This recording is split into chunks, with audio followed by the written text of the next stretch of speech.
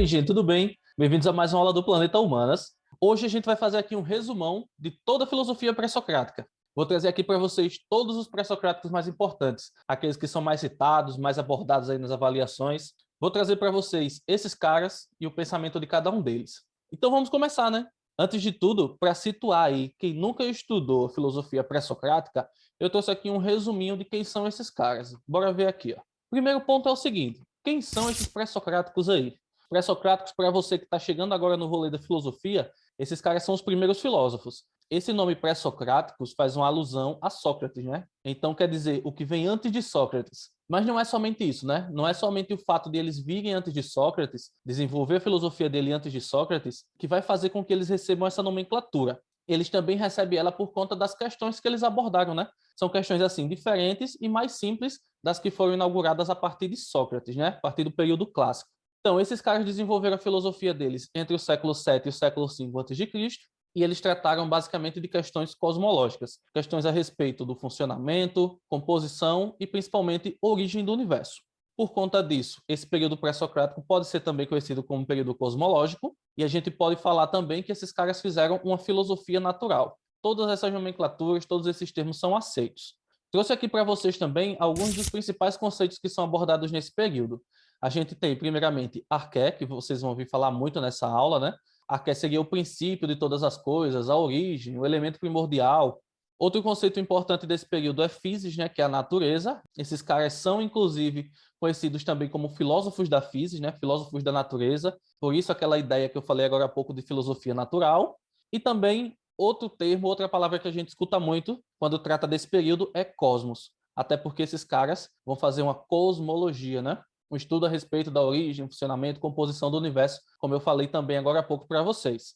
Então é isso. Após essa contextualizada rápida aí, a gente vai ver agora quem são esses caras, quem são esses filósofos pré-socráticos. A iniciar pelo primeiro, claro, né? O primeiro filósofo pré-socrático e o primeiro filósofo da Grécia Antiga considera-se que foi Tales de Mileto. Esse cara aí viveu entre 625 e 547 a.C., e além de ser o primeiro filósofo, ele é considerado também o primeiro cosmólogo.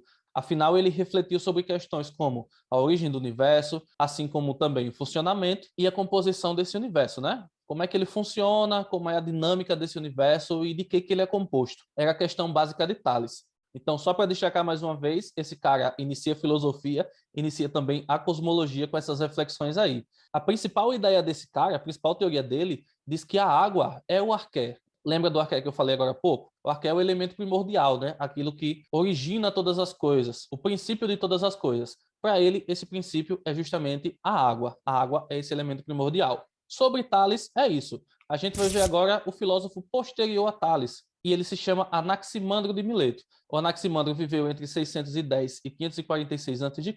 e ele foi discípulo de Tales. Enquanto discípulo dele, ele acabou herdando essa questão aí que Tales tratava, né?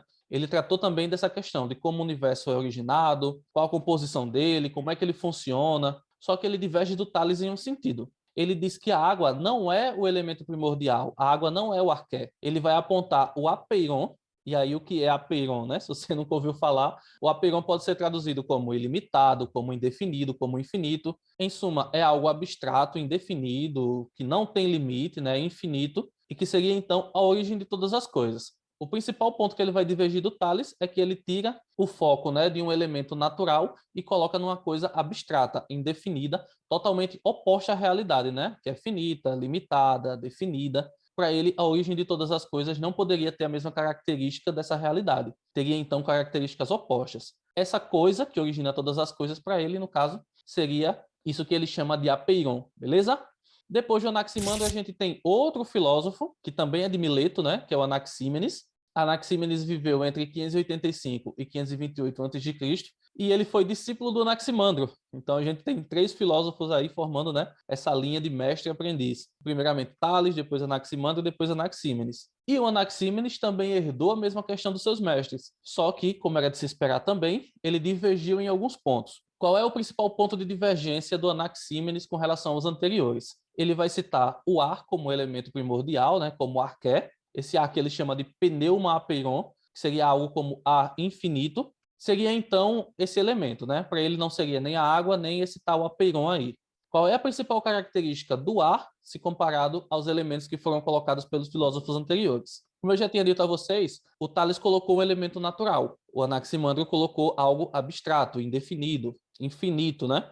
Já o Anaxímenes, ele tentou juntar as duas ideias. Ele diz que a origem de todas as coisas é sim algo que está na natureza, é um elemento natural, no caso o ar, mas também esse elemento primordial carrega consigo a característica de ser infinito e indefinido, né? A gente sabe que o ar não tem uma forma definida, né? Você não consegue pegar o ar aí. Tente pegar o ar ao seu redor. Tente, por exemplo, estocar o ar, né? Como já foi levantada essa questão aí um tempo atrás na política. Enfim, não dá, né?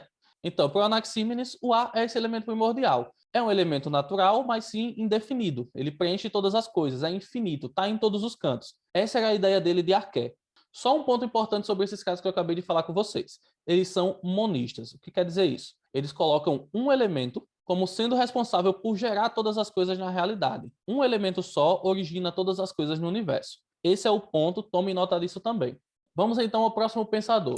O próximo que eu trouxe aqui para vocês é o Pitágoras. Então, esse filósofo viveu entre 570 e 496 a.C.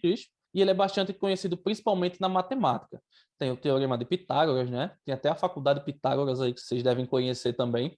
E algo interessante sobre o Pitágoras, sobre a filosofia dele, é que ele traz também para dentro dela questões matemáticas, né? Para o Pitágoras, basicamente, toda a realidade pode ser pensada de forma matemática. Tudo para ele pode ser quantificado em números. E justamente o número, para ele, é o que vai ser o arqué. A gente pode pensar, por exemplo, né, de acordo com essa ideia de que tudo pode ser quantificado, que tudo pode ser formado de unidades. Né? O número 1 seria, então, a base de todas as coisas. Aquilo que se agrupando formaria todas as coisas. Entendeu? Só uma questão importante, antes de a gente avançar. As ideias do Pitágoras não se resumem somente a essa questão da matemática. Ele traz também outra questão para a sua filosofia, que é a transmigração das almas, reencarnação, metempsicose, né? São algumas ideias que ele trata.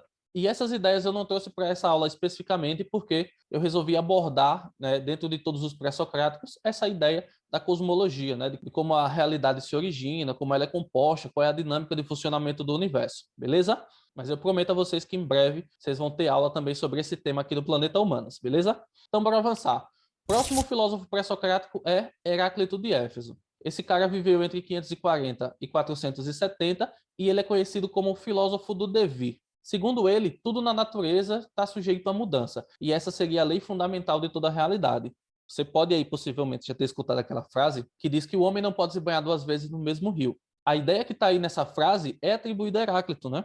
O que é que ele quer dizer com isso? Que a todo momento tudo está mudando. Você pensar na relação do homem com o rio, né? Quando o homem entra pela segunda vez no rio, nem ele, nem o rio são os mesmos, né? As águas já passaram, esse homem já mudou, e enfim, essa é a ideia dele. Tudo flui, tudo está fluindo, tudo está mudando a todo instante, beleza? Aí, para discordar do Heráclito, a gente tem outro filósofo pré-socrático aqui, que é justamente o Parmênides de Eleia. O Parmênides foi um filósofo que viveu entre 510 e 460 a.C., e ele é um dos filósofos assim que tem o pensamento mais abstrato desse período. O que chama a atenção do pensamento dele é que ele discorda do pensamento do Heráclito, afirmando que essas mudanças que a gente percebe na realidade, elas são meras ilusões. E essas ilusões são criadas na gente por conta do que a gente percebe pelos sentidos. Para ele, a gente tem que dar valor à lógica, à razão. E essa lógica, essa razão nos diz que o ser é, enquanto que o não ser não é. Entendeu? Acredito que não, né? Mas basicamente o que ele quer dizer com isso é que existe algo em todo ser que permanece apesar dessas mudanças que a gente vê na realidade. Essas mudanças para ele é o não ser. E esse não ser para ele não faz sentido nenhum. Só faz sentido aquilo que permanece. Para descomplicar o pensamento de vocês, gente, assistam essa aula aqui, ó, que eu trato justamente de Parmênides e Heráclito, né? As diferenças que existem entre o pensamento dos dois. Assiste ela que vocês vão entender melhor essa questão de ser, não ser, mudança, devir, enfim. Esses pontos aí que esses dois filósofos vão tratar e discordar, beleza? Vamos para mais um filósofo pré-socrático, e o da vez é o Anaxágoras de Clasômena. Esse cara aí viveu entre 499 e 428 a.C., e ele é um representante da escola pluralista. Agora há pouco, né, eu falei com vocês sobre monismo, né, quando eu tratei lá da filosofia do Tales, Anaximandro e Anaxímenes. E agora eu vou trazer outro termo para vocês, que é o pluralismo. O que seria isso? Dá para você entender melhor em comparação com o monismo. Enquanto que o monismo coloca um elemento único para ser a origem de todas as coisas, o pluralismo vai colocar mais de um elemento. Pode ser 2, 3, 4, até infinitos elementos, como sendo, então, a origem do universo. Esse é o ponto, simples, sem segredo. Bom, e o Anaxágoras é um pluralista. Esse cara defende que a realidade é formada por sementes infinitas, que são organizadas por uma inteligência que ele vai chamar de nous. Essa nous seria uma inteligência superior, né? Algo que organiza o universo, dá uma ordem ao universo. E justamente essa inteligência é o que organiza essas sementes para formar todas as coisas que existem na realidade. Como é que ele chama essas sementes? Homeomerias. Para ele, essas homeomerias é o que origina tudo que existe na realidade. Essa mesa, eu, você, tudo que existe na realidade tem como fundamento essas homeomerias, essas sementes infinitas que ele cita aí na sua filosofia, beleza? Outro filósofo pré-socrático que inclusive tem um pensamento parecido com esse é o Demócrito de Abdera. Não reparem no meu R aí, viu? O Demócrito foi um filósofo que viveu entre 460 e 370 a.C. e ele é o representante do atomismo. O atomismo é mais uma doutrina filosófica do período pré-socrático que a gente pode classificar como pluralista. O que é que defende esse cara aí? Basicamente, para ele, a realidade é composta de átomos e vazio. Como assim? Os átomos, na visão do Demócrito, são partículas mínimas, como a própria etimologia da palavra átomo já remete. São partículas não divisíveis, né? Invisíveis, infinitas, e essas partículas, esses átomos, formam tudo na realidade. E como é que eles formam tudo na realidade? Basicamente, através de dois movimentos. O movimento de aglomeração e separação. Quando se aglomeram, os átomos formam coisas. Quando eles se separam, as coisas estão perecendo, né? Morrendo. E aí, basicamente, dessa forma, né, se aglomerando, se separando, dentro de um espaço vazio, é que os átomos formam tudo que existe na nossa realidade. Essa é a ideia fundamental do Demócrito, a ideia fundamental do atomismo. E agora a gente vai chegar ao último filósofo dessa aula, né? Já vimos 8 filósofos aí, a gente vai ver o nono, que eu trago aí também para vocês como um dos mais importantes pré-socráticos, que é o Empédocles de Agrigento. Esse cara aí, ó, viveu entre 490 e 430 a.C.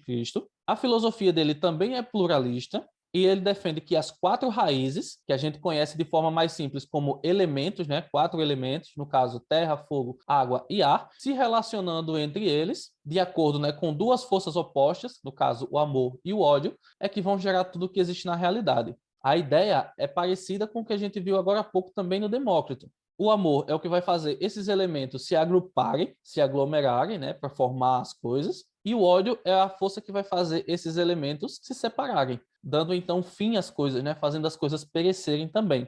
O grande ponto, a grande diferença dele com relação ao Demócrito é justamente que ele tira o foco dos átomos e coloca 4 elementos básicos, que ele chama de raízes, para ser então o arqué, né, aquilo que gera todas as coisas. Se a gente pensar dessa forma, terra, fogo, água e ar são as raízes, e o resto da árvore, né, digamos assim, seria então o universo já formado por esses 4 elementos. Ideia simples também, não tem muito segredo nesses filósofos pluralistas que a gente acabou de ver. Bom, gente, então esse é o último filósofo que eu trago aqui para vocês hoje.